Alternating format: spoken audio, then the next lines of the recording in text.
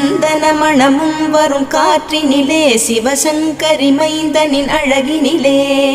பார்த்து மகிழ்ந்தேனே கண்களிலே அவன் பாதமும் பணிந்தேன் பக்தியிலே குஹா ஷண்முகா உன் பதத்தை துதித்தே உதிக்கின்ற வேதம் மகத்தான மந்திரம் அகம்பொளிருகின்ற சுடர் உந்த நாமம் தரும் இன்பமெல்லாம் கடம்பா கந்தா மனம் பாடுகின்ற துதிப்பாடல் எல்லாம் குறை ஒன்றும் இல்லாத உன் பாடலாகும்